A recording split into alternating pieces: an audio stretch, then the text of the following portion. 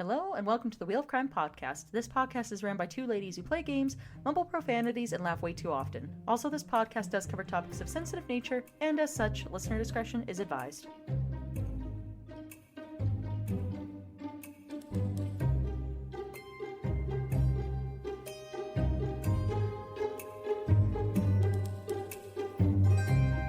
Hello and welcome back to another episode of the Wheel of Crime podcast. My name is Jenn. And my name is Emily. Woohoo! We're back again, as always. Here we are, once again, in your ears. For your listening pleasures. Or displeasures, depending on who you are. So, how's your last week, Jenn? Honestly, I can't believe how fast May is already flying by. Yes. Very, very fast. Truly fast, but yes, it's been good. I don't know. Nothing really new to report. What about you? Well, I have a wedding coming up next month, and everybody's getting very, what's the word I'm searching for? About everything. Crazy? Oh my goodness, yeah, like, pretty much every day I receive, like, a new, like, list of things that people have to do, and people to talk to, and events, and planning, and all these different things, and I'm like, oh my goodness, like, I am so glad that my wedding was very, very simple. It may have been because it was COVID, but it was still very, very simple compared to how other people host their engagements. So that's one thing. And then as for anything else that's new, well, as our listeners know, I do to still do the work from home thing. So I get to watch the ants on the sidewalk march by and other interesting things. Amazing. Yeah, Love right? that for you. But where I'm living now, there's lots of old people. So my most recent thing is, like, the old people love to walk by my window and then make eye contact with me and then, like, be, like, flustered about making eye contact with me. And I'm like, hello, why are you looking at my windows? And then surprised to see me. I'm always here. This is my home, ma'am. You should not be looking. That is my point. But, I mean, as far as, like I said, all that stuff, that's basically it. Just, I'm trying to make some plans for the summer, because it's so weird. It's almost like every time summer comes by, and I'm, like, always like, oh, our summer is so short where we live. I need to do all these cool summer things. And then I just don't. And then all of a sudden it's cold outside again, and I'm like, oh, dang, I never gotta go to the beach or whatever else I come up with. So I'm trying to actually make, like, a half-ass plan for what I'm going to do this summer, and maybe get a tan instead of a sunburn.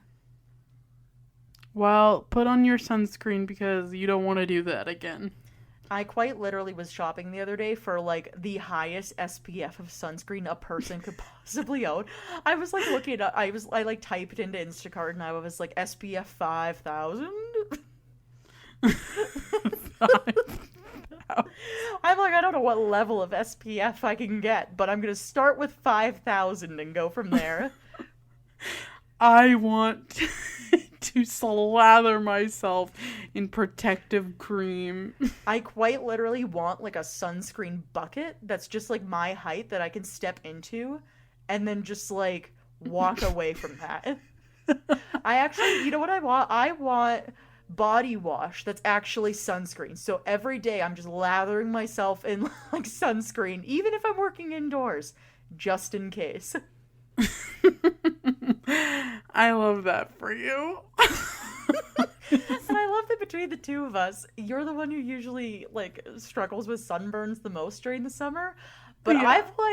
I literally shed my skin like a lizard last year and became a new woman. I used to never wear any sunscreen. I was like, this sun can't get me. The sun's a pussy. No, the sun is not a pussy. He beat my ass, and I will not live through that again. The sun's not a pussy, you are, and that's what we learned. I got schooled. I absolutely did.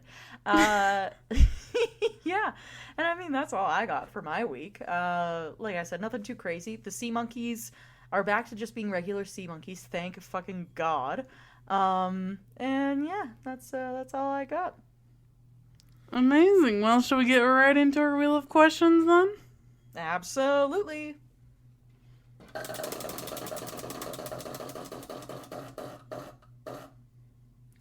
All right. So, if you had a haunted object, what would you do with it? Well, I've watched Supernatural, so I would burn it. I think that's what I'm supposed to do. That's, I feel like, a pretty good one. Burning it, or like, some people like to collect haunted objects, so like you could just No. like keep it No. and for fun. No. Or some people will bury them. I think those are like the three things that people usually do with haunted objects. Sam and Dean Winchester told me I'm supposed to burn it, so that's what I shall do. It's true. I'm going to go the same approach as you, where Daddy Dean Winchester has me burning things, and I will continue to do that. Yeah, we can't upset Daddy Dean Winchester. It's illegal. true. Otherwise, that is super illegal. And yeah. Well, that was an easy question to answer. Let's move on to our next one.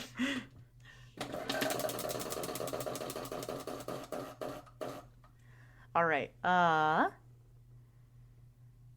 Other than Furbies, what is a children's toy that gives you the heebie-jeebies? And I literally did write heebie-jeebies, by the way, in my notes. Amazing. I love that for you. Ooh.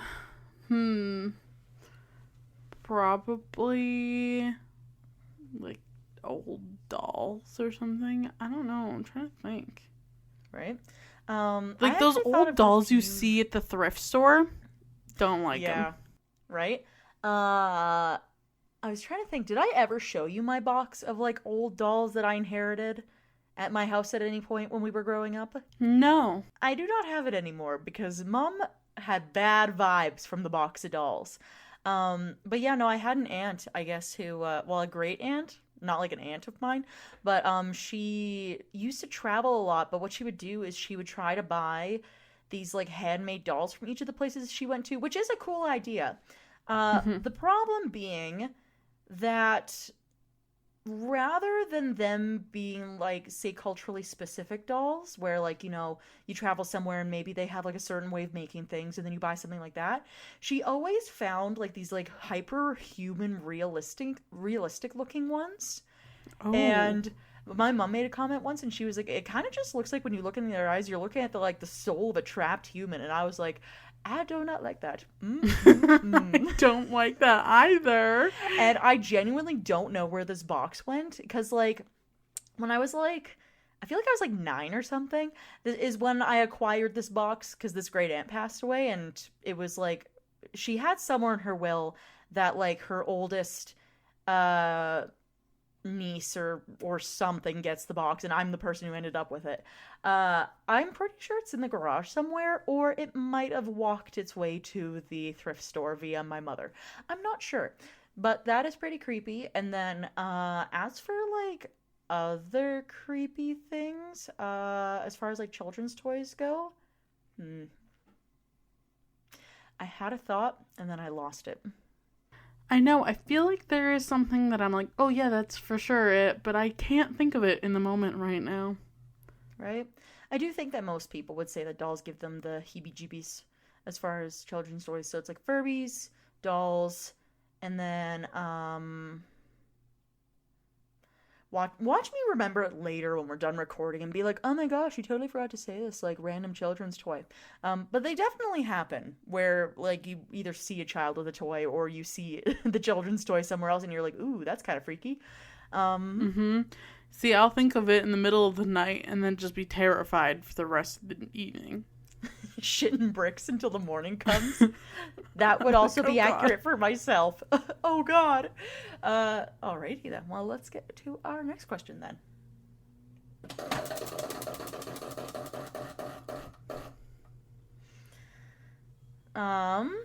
Well, we kind of talked about this already, but like, so overall, as far as like old timey dolls go, like you feel that they're pretty creepy. Then, are there any like old timey dolls that you've seen that like you've just thought were like kind of interesting, or do you think that they're all creepy?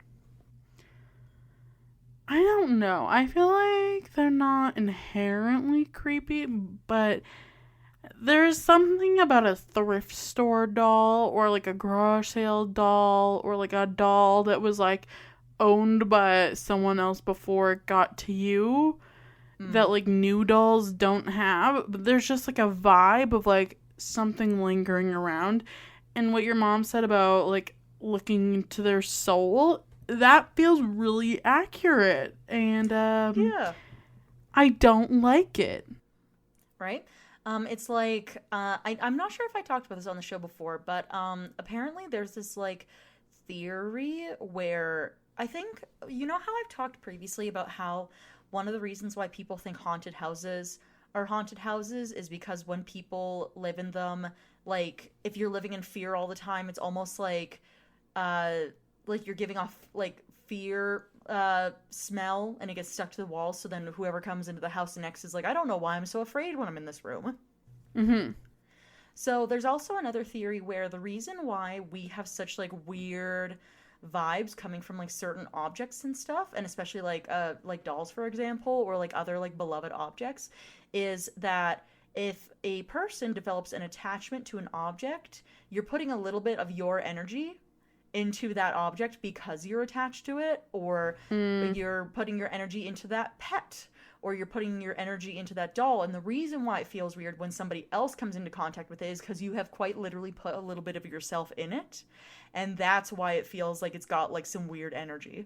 Yeah, it always just feels like, I don't know, there's certain things at a thrift store Like that I thrift store just feel stuffed like, animals do the same thing. Like certain thrift yeah. store stuffed animals, especially if they're well loved, I'm like, there's something over here that I am not bringing into my house. Yeah, I just feel like there's certain things at the thrift store that you leave at the thrift store forever. Absolutely. As far as like old-timey dolls for me, I would say for the most part, a lot of them are pretty creepy, but for the reason you just said, where like if they've been like pre-loved and you can tell, it's like, ooh, who were you? Where were you? Where were you? But I will say that I remember having like this like weird hype, not like a hyperfixation, but like for a little bit when I was like probably like around 10 years old, I did really love those like porcelain dolls that you could get. Like, you know, the ones that look like they're from like Pride and Prejudice. They've got like the nice dresses and the curly hair and like the umbrella. For a little while I had a bunch did of want those to collect too. those. Yeah, but they've never really given me like creepy vibes because most of them look pretty artsy. So I never got weird vibes off of those. And they But were like new. yeah, and they were new. But like older porcelain dolls, I'm like, what secrets do you have? You're suspicious. Yeah, I'm not sure what it is, but you're a little sus. All right. Well, I think that leads us into our last question. You ready? Yes. Spin away. Amazing. So do you believe that objects can be possessed by ghosts? Like, let's say for a minute that in this minute you're going to believe in ghosts all of a sudden, which isn't true, but we're going to rock with it. You always do that disclaimer. You're like, well, I don't believe in ghosts, but I will say this. So I know that you don't. You do not have to disclaimer me. But let's say in this minute you believe ghosts exist. Do you think that they could actually possess objects? Like be attached to like a snow globe or like a book or whatever? Okay, so in this hypothetical situation, I believe in ghosts. I feel like they probably don't necessarily like possess an object, but I feel like they could attach themselves to that object to like give off their presence. Does that make sense? I think so, because like for me, I would say that I think like if somebody like for example like painted a painting themselves and it was like their passion project before they died, I feel like if they turned into a ghost, they would probably be attached to that painting. Like, I wouldn't think that they would literally be inside the painting, but I think that they would be, like, lingering around it. Yeah, I would feel the same way then, because yeah, it's not so much that they live inside of the thing, but rather it's just it's in their proximity. Yeah, like they move around, and if so, if you bought that painting from a thrift store, you'd be bringing them home as well. Yeah, right? Oh boy. All right. Well, that finishes our Wheel of Question round. Do you want to take a guess as to what my story for you is today? Let's see. I'm gonna guess it's about a haunted doll. Ding, ding, ding. You're absolutely correct. Um, this is about a haunted doll, and I'm just going to preface with this is a very well-known haunted doll. Is it Annabelle? It's Annabelle. But so this is going to be a highly abridged version because it's so weird. So the story of Annabelle, like the original story, is one of those ones where people just kind of like ran with certain elements of it in their retellings and stuff. So I'm going with like what the original story is, which is not as big and juicy as what most people hope it is. So I'm just going to read up my description for you. Annabelle is an allegedly haunted Raggedy Ann doll housed in a now closed occult museum of the paranormal investigators Ed and Lorraine Warren. Annabelle was moved there after supposed hauntings in 1970, and is also a character based on, a character based on the doll was one of the antagonists that appear in the Conjuring universe, which is how most people know of her today. But Yes. Not everybody might know she's based off of an actual story. I know Miss Annabelle from The Conjuring myself. Yes, so I know you do, because I remember when the movie came out and you were like, Emily, are you going to go watch The Conjuring with me? And I said, no, why would I ever do that? And I was like, Emily, please. And you're like, absolutely not, bitch. Yeah, I'm like, you can go yourself and tell me about it afterwards. Tee-hee. Have fun. Yeah, well, and two, I might touch on this a little more in the future, but there are quite a few haunted doll stories that are super interesting. Annabelle's just kind of like the most Popular one. Yeah, it's kind of the most popular one, but there are a couple of them that I think would be really interesting to talk about in the future. But for the sake of opening my haunted doll chapter, I'm going to tell you about the original story of Annabelle. Your haunted doll chapter. Oh my god. Get into it, bitch. Right. All right, so we're going to start with the student nurse. Dun, dun, dun. So, the real Annabelle was given to Donna, who was a student nurse, as a birthday gift from her mother. One thing to remember, though, is that Annabelle was actually bought secondhand at this point from a hobby store. So she was living, so the student nurse was living with her friend Angie at the time, and Donna was delighted with the gift at first. But Annabelle quickly became a source of great fear between the girls. She made very small movements to begin with, but that could be put down to either Donna or Angie accidentally moving her, for example. But she would do things like end up on the floor instead of the chair, and then the two of them would be like, oh, like maybe she fell off the chair, just like stuff like that, right? Mm-hmm. Like, oh, did you move her? No. Did you move her? Oh, okay, it must have been something else. And then soon, though, these movements started to increase, and the doll started to move around even more. So, for example, she would end up on the couch instead of on Donna's bed, or outside of Angie's door immediately after she was returned to Donna's room. Yes, so their close friend Lou was very nervous of this Raggedy Ann doll. That's me. I'm the close friend. Yeah, you like got your eye in there and you're like, you got a doll from your mother and it's moving around the house? That's suspicious. Time to burn it. Yeah, right? So, he believed that the doll was evil, or at the very least possessed by something, and that would be my exact reaction. Literally, and he was like, we need to do something about it. So, but the problem is that Donna and Annie were very progressive in their views and didn't really think they could have been anything like that. So basically their friend was like, you need to get rid of this doll. It's fucking spooky as hell. And the two of them were like, nah, there's nothing spooky with the doll. It's all in our heads. We're good. Everything's fine. Yeah, the doll's fine, guys. Come on. There's no ghosts. Yeah, literally, they were still thinking between the two of them that the other person was to blame for the doll moving around. Like, the two of them were genuinely thinking that, like, the other person was purposely moving the doll around and then just, like, fucking with them. I mean, valid. That's probably what I would think as well. Right? So, soon Annabelle the doll became a little bit more sinister. Not long afterwards, the girls started to find notes around their apartment. But the strange thing was that these notes were written on parchment paper, which neither of the girls have ever used before. And the notes said various things, but most commonly, they said things like help Lou or help us. So Lou being their friend, right? So your friend comes in, that doll's fucking creepy, get rid of it. You say no, and now all of a sudden notes are appearing in your house on paper you don't own and have never written on, saying that you need to help Lou or help us, as in a collective us. Well, I fucking hate that. So, yep. Mm-hmm. It's lovely. So, next, Annabelle was soon found with blood on her hands. So, Donna came home from work one day and found the doll in her usual spot on her bed, which made a change. So basically, she had the doll on her bed, and then her roommate found it in another room, put it back on her bed. But unfortunately, when she found her doll this time, Annabelle had blood on her hands, or what seemed to be blood. It was red liquid, but the problem is that this liquid was coming from inside the doll itself.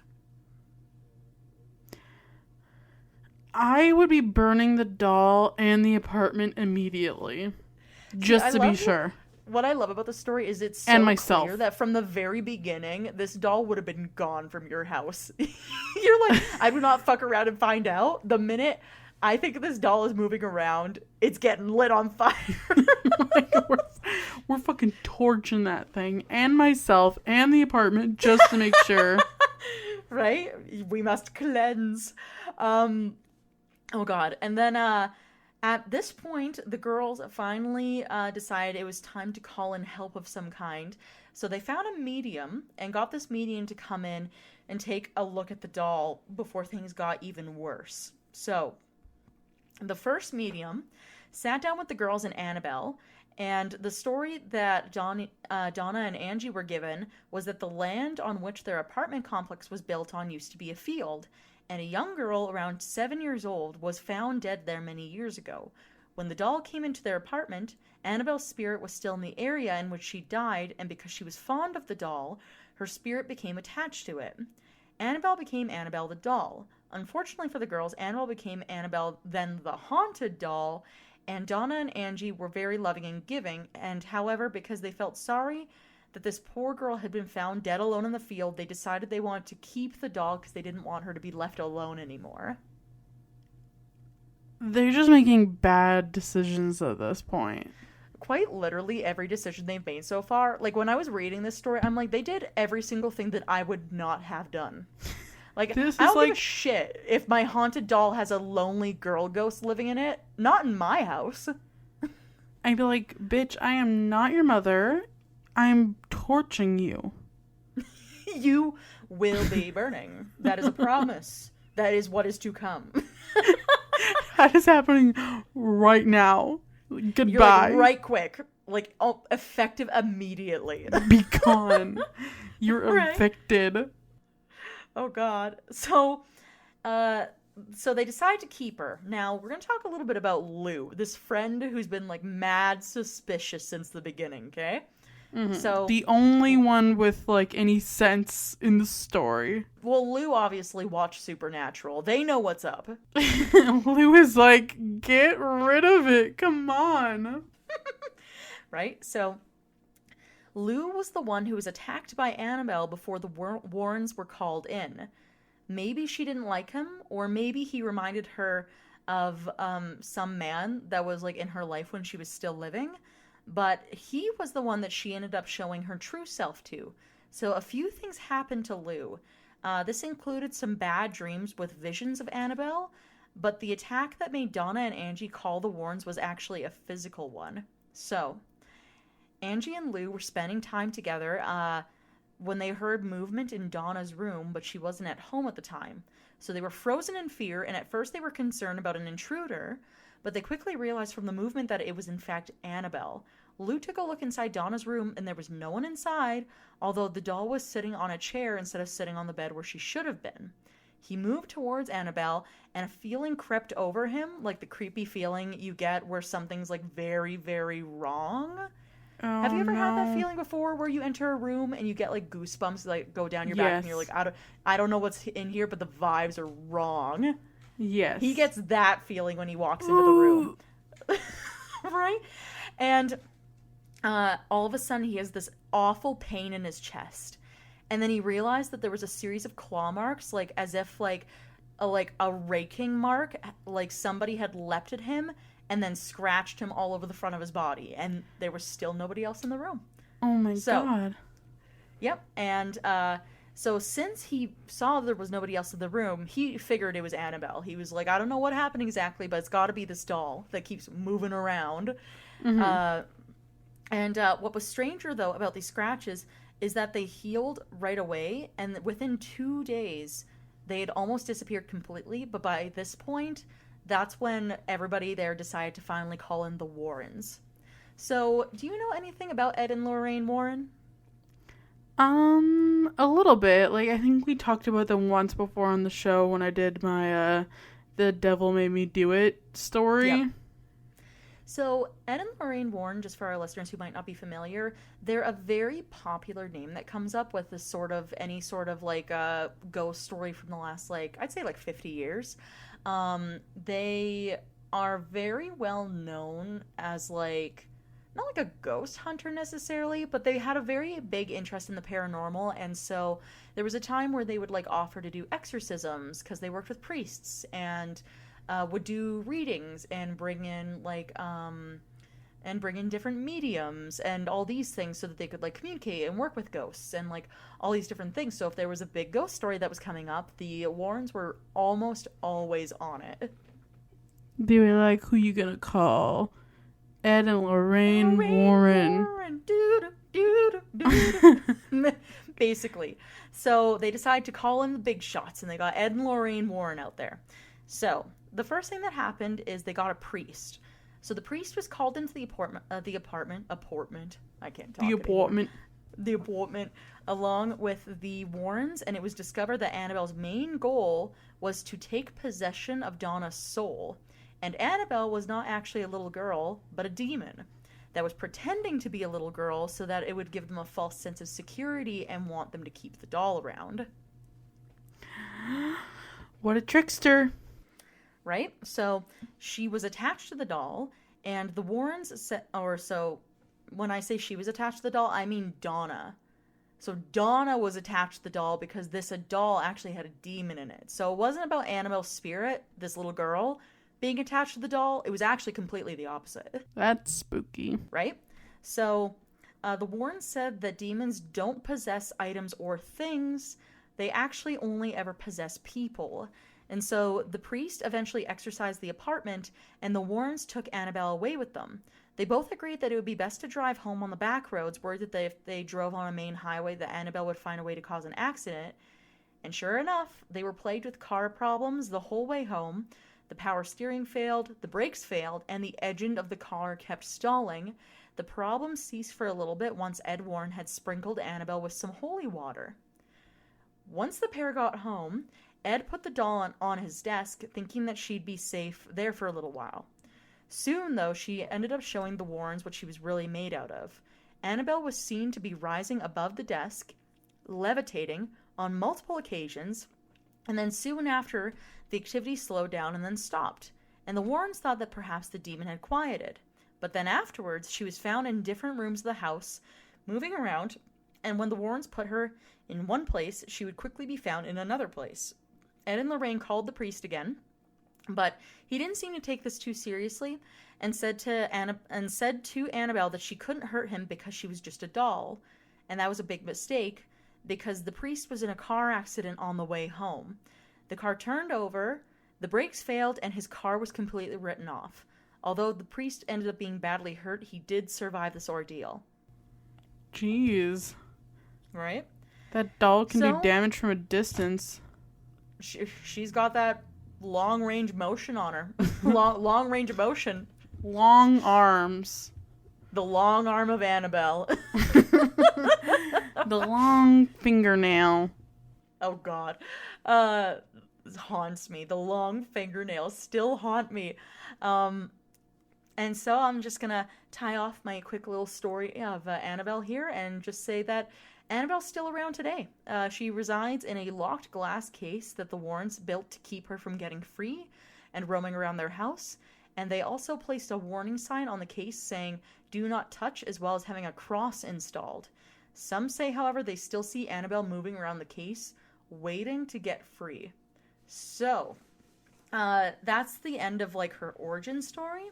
But I am going to say that I think, if I'm remembering this correctly today, I didn't search it just because I heard this from another podcast, but apparently she ended up at a different haunted museum that you can go to in Vegas that's run by Zach Bagans.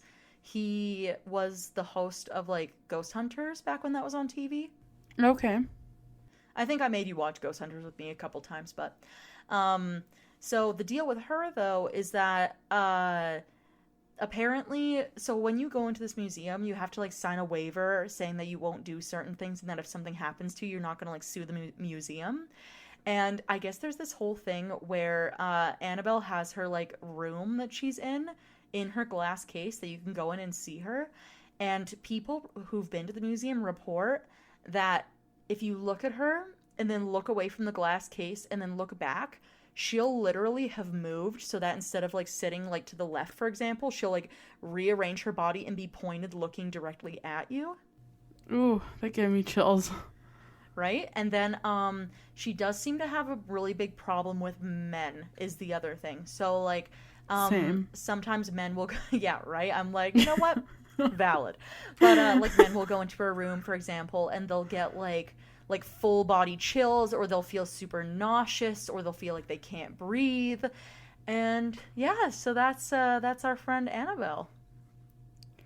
Well, at least she hates men as much as we do. That's what I'm saying. She's at least got her priorities figured out that way. But that is a very, very spooky. I would not like to meet Annabelle. I think I'm actually good. Yeah. See, my thing is that I'm more just shocked that, you know, they didn't torture her at any point. They just kept her around and tried exercising her and doing all these other things. And I honestly don't think it would be worth it. No. I think, like, I don't know how true this is because I think this was, like, something that the people who played the Warrens in the movie said. So, like, don't quote me on this, but, like... I'm pretty sure, like, the explanation was that, like, burning it or whatever would only release the demons so then it could go be attached to something else. So it was better to keep her attached to the doll so they could just lock it up and deal with it. I mean, I'm not, like, a ghost expert, but that makes sense to some degree. I don't know.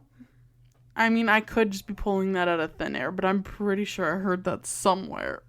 Even if you pulled it out of thin air, I'm just gonna rock with that, because there has to be a reason why they didn't just, like, blow her up after the first thing happened, you know? I would blow her up, if I'm being honest. I know you would. And then you just have a demon flying around your house, and you'd be like, oh no, what have I done?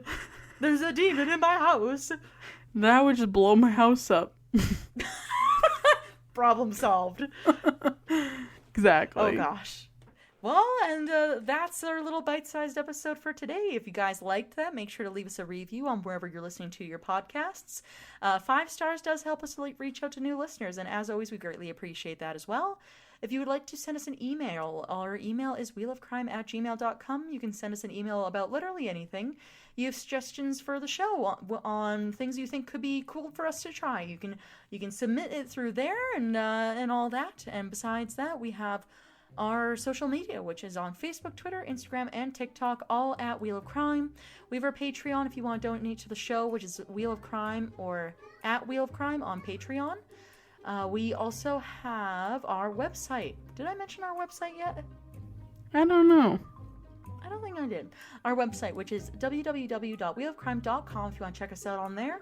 And we have our Google Doc up and open for people to submit their stories. Maybe you have your own creepy doll story you want to submit to the show for us to potentially read out for a listener's episode. I would love a creepy doll story in the next episode that we do for listener stories. If anybody has any sort of creepy doll story or like a haunted story, maybe you have a haunted painting or a haunted thrift store object, we would love to hear about it. So if you have one, go ahead and submit that to us through our Google Doc. We are currently gathering stories for a listener's episode coming up this summer. So now would be your chance to submit anything you want to have read out on the show. And I believe that is everything. Yes, that's it. That's all. We'll see you next week for another new episode. Okay, bye! Bye!